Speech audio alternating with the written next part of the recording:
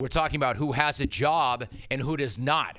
As an example, Jay Gruden still does not have a job, but Ron Rivera does. Riverboat Ron is taking over in Washington and reportedly bringing Jack Del Rio with him as defensive coordinator. Personally, I like that hire. In fact, I like it a lot. And I like that he's bringing Jack Del Rio with him even more. So that's a good place to start. Freddie Kitchens is out in Cleveland. So is John Dorsey, which means Cleveland is going to go with a hard reset yet again. Now, if you want to make a move at head coach after this season, that's fine. I get that. In fact, I will own everything I said about the Browns coming into the season and during the season. Yes, I was all in on them coming into the year. Yes, I was all in on Freddie Kitchens getting that gig based on how the offense and Baker Mayfield responded in the second half of last season. And no, I've got no problem with the Browns breaking him off after only one season. Because while it's not on him, all on him, that one season was enough of a catastrophe, and my man Freddie was in over his head. He was. So firing the coach, to me, is justifiable in that spot. But firing the coach is one thing. Firing the coach and the GM, though, is another. If you're doing that, you're effectively starting over again. So you better have a plan, and it better be a really good plan, and not just you flailing around again. This is still a Browns house, despite that disastrous season they just had. But don't jack it up. Don't jack it up this time. I know the Haslams want to win. They just don't know how to win. Hopefully, they do get it right this time. Meantime, the Panthers are still looking for a head coach.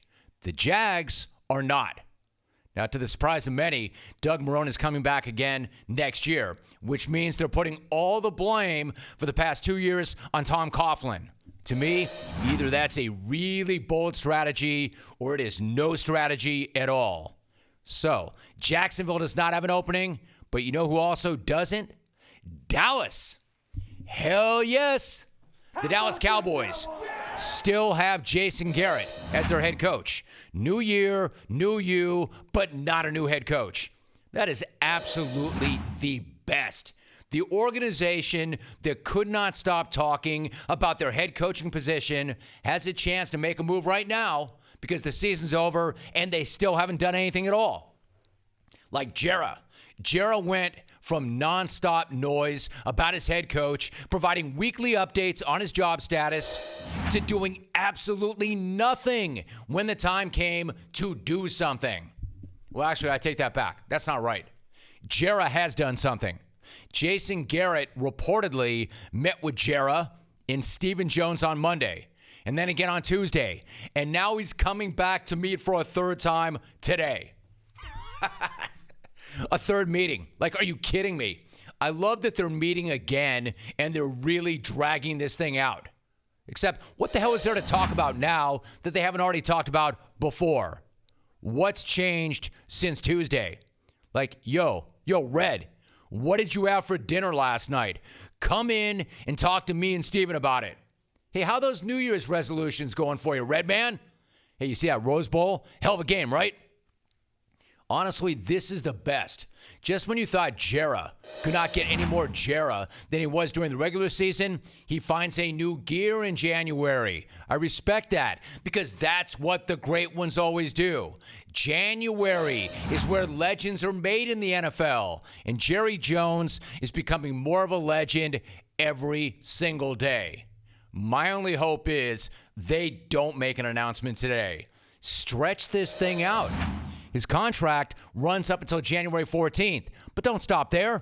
Keep it going right past the Super Bowl, right into the Combine, right past the Combine, right past the draft. I want Jera and Steven and Red to still be meeting 3 or 4 times a week in July to talk about Red's job. That would be the greatest thing ever. And it's even better when you hear the reports that Garrett already has allegedly said his goodbyes. And they're still dragging this guy back to the facility for nearly daily meetings. I'm going to hear those reports. He said his goodbyes. He packed up his desk. He walked out of a building. He had a cardboard box. He had an office plant on top of it. And Jerry's saying, hey, yo, Red, can you come back in tomorrow for another meeting? It's amazing. I can't wait to see how today's meeting goes and how it compares to the other two meetings. But again, seriously, what the hell is this all about? They can't really be deciding whether or not they're going to keep this guy, right? There's no way he could actually come back, right? Then again, how many times has the world said that Jason Garrett is going to get broken off on Sunday? And sure enough, that key card still works on Monday. And then he's right back at it, doing whatever the hell it is that he does. So, is this yet another long line of burials for Garrett that never actually takes place?